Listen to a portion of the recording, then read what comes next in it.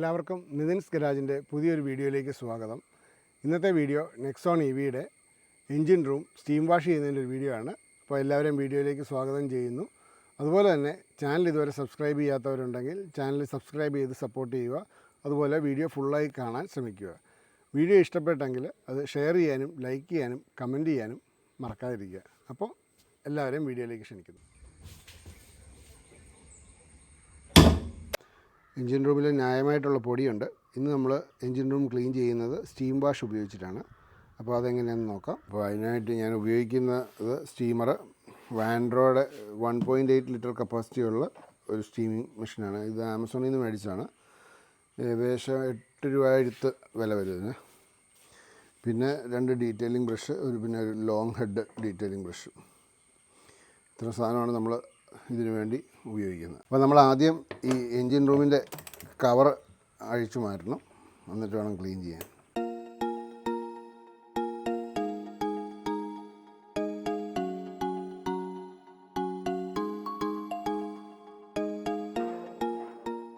ഓണാക്കി ഇട്ടിട്ടേ ഉള്ളൂ, അത് സ്റ്റീമായി വരണം. അപ്പോൾ അതിൻ്റെ ഒരു ചെറിയ ആ സമയത്ത് ഇതൊന്ന് വെറുതെ ഒന്ന് ബ്രഷ് ചെയ്ത് വിടുവാണെങ്കിൽ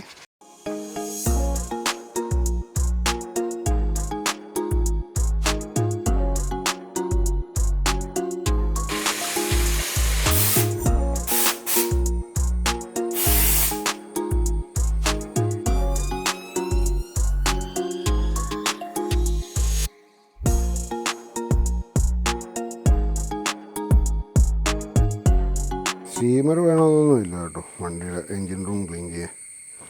ഞാൻ പിന്നെ ഇവിടെ ഇരുന്നുകൊണ്ട് ഒന്നെടുത്ത് പ്രയോഗിച്ചെന്ന് മാത്രമേ ഉള്ളൂ. നല്ല ഹൈ പ്രഷറാണ് സാധനം.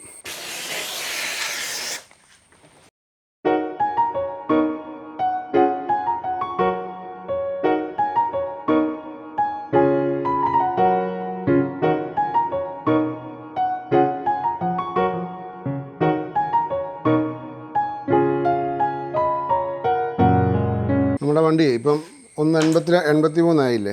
എല്ലാവരുടെ അഭിപ്രായത്തിൽ ഇതിൻ്റെ ഈ വയറെല്ലാം ഒന്ന് സർവീസ് സെൻ്ററിൽ കൊണ്ടുപോയി അഴിച്ച് ക്ലീൻ ചെയ്യുന്നതിനെപ്പറ്റി എന്താണ് അഭിപ്രായം?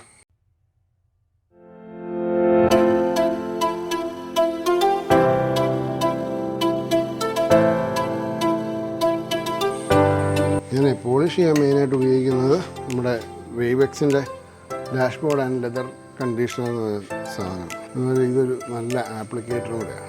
ഈ കയ്യെ കയറ്റുക, കഴുകുകയും ചെയ്യാവുന്നതാണ്.